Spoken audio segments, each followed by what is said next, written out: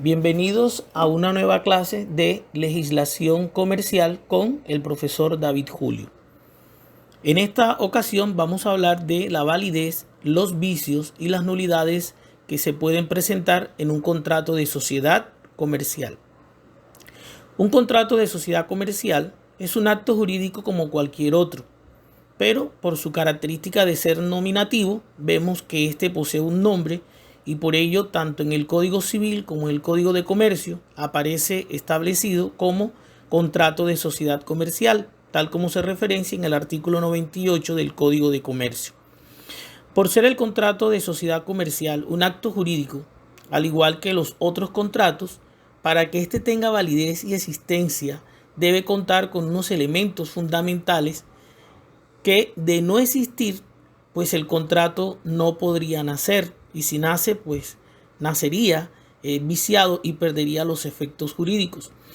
Estos elementos se conocen con el nombre de elementos esenciales del contrato, que primeramente estuvieron establecidos en el artículo 1502 del Código Civil, y por lo cual les quiero recomendar ir al blog El Pensador Intrépido en un tema que se llama Elementos Esenciales del Contrato, para que les pueda servir de apoyo en el aprendizaje de esta temática. El derecho comercial es una rama del derecho privado y por ello ve mucho de una de sus fuentes, como lo es el derecho civil.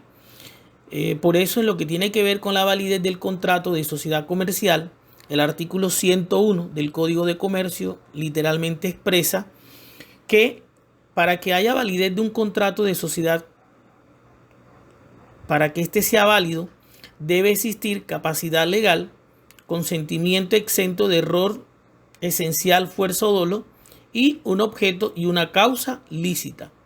Si nosotros hacemos el respectivo análisis jurídico al artículo, encontramos que este contrato, por ser un acto jurídico, debe contar con los 4 elementos esenciales: capacidad legal, consentimiento exento de vicios, objeto lícito y causa lícita, es decir, los mismos elementos previamente establecidos y que ya veníamos mencionando, que se encuentran en el artículo 1502 del Código Civil y que ya vimos en una clase anterior. Deteniéndonos un poco en el análisis de lo que es la capacidad legal como elemento esencial del acto jurídico, tengan en cuenta que la sociedad también tiene capacidad social, que es la capacidad económica o el objeto o lo que la empresa produce. En este caso nos vamos a referir a la capacidad en cuanto al socio.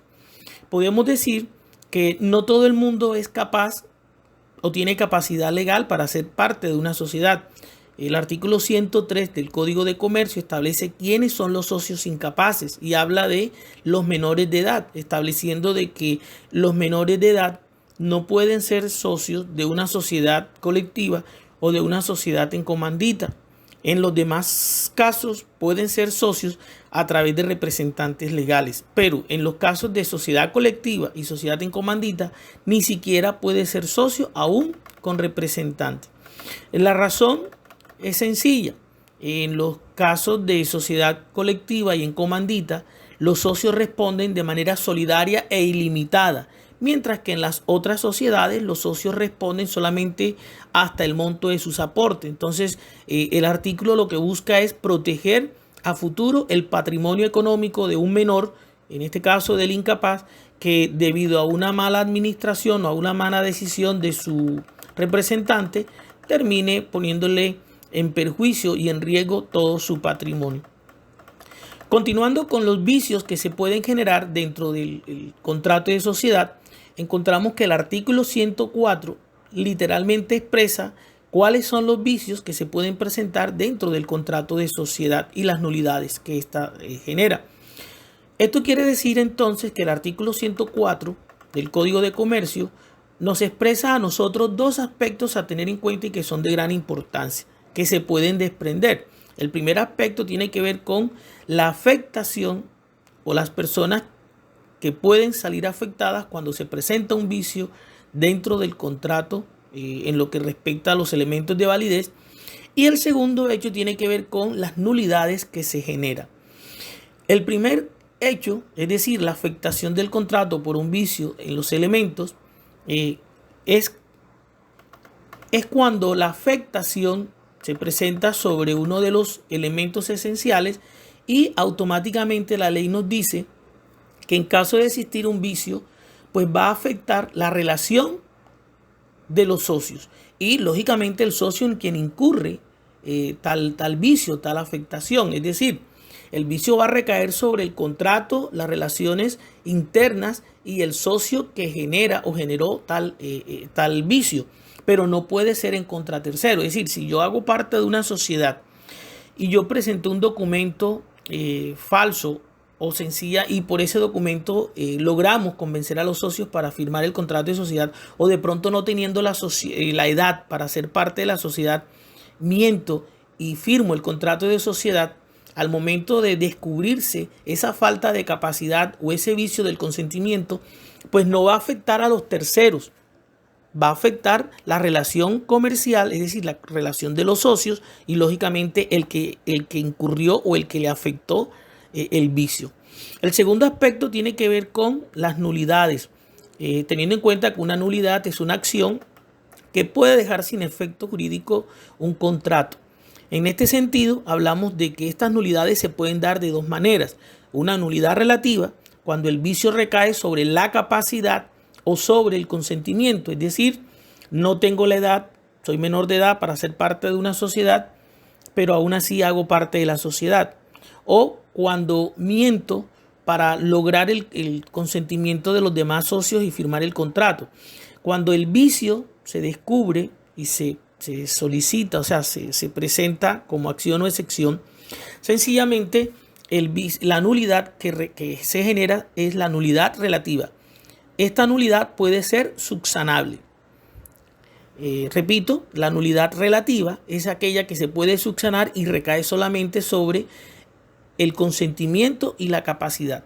Por otro lado, la nulidad absoluta es cuando el vicio recae sobre la causa o el objeto lícito. Recuerden ustedes que el objeto es lícito cuando va de conformidad con la ley, las buenas costumbres y no contraviene lo establecido por el orden público.